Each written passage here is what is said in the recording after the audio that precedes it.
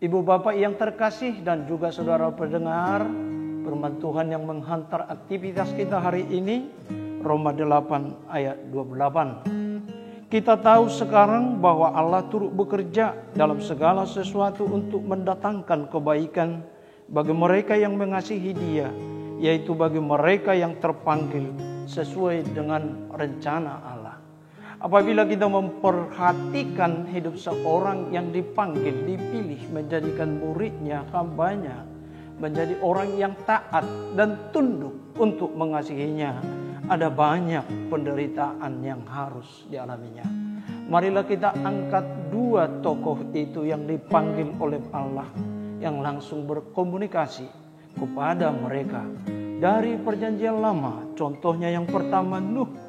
Mulai dari menyiapkan bahtera, dia mengajak saudara-saudaranya untuk ikut berperan. Namun yang ia dapat adalah olok-olokan, cacian, fitnah, bahkan sampai dia menuduh orang yang bodoh. Tetapi pada akhirnya apa yang terjadi ketika Allah melangsungkan apa yang sudah ia rencanakan? Bagi keluarga Nuh yang 8 orang itu, mereka terselamatkan dari air bahaya besar itu.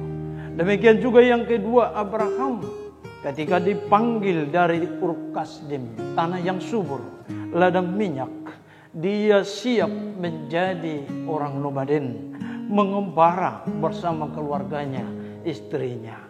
Tetapi apa kebaikan yang dia raih ketika dia mau setia mengikuti perintah Tuhan?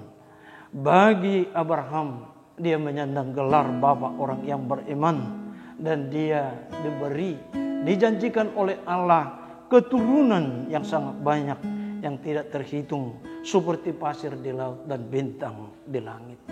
Ibu bapak yang terkasih dan juga para pendengar, nats ini mengingatkan kita kepada sebuah pengharapan bahwa setiap yang mengasihi Dia tidaklah sia-sia. Itu benar dinyatakan dalam firman Tuhan, Wahyu 2 ayat 10, hendaklah engkau setia sampai akhir.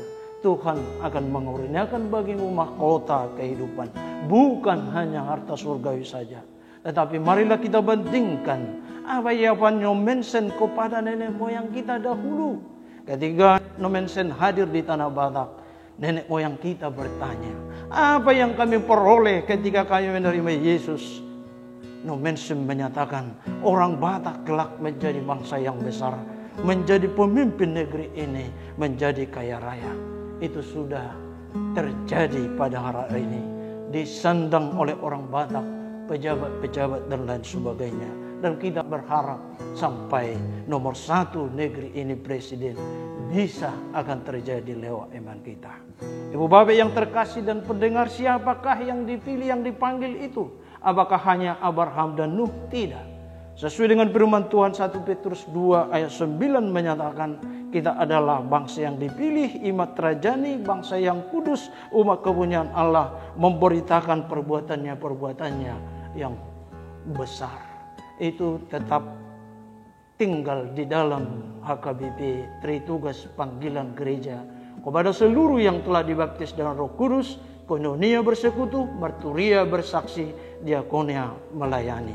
Tunaikan tugas panggilan kita sesuai dengan panggilan Allah, karena jerih payah kita tidak sia-sia, tetapi upah kita besar di surga. Amin.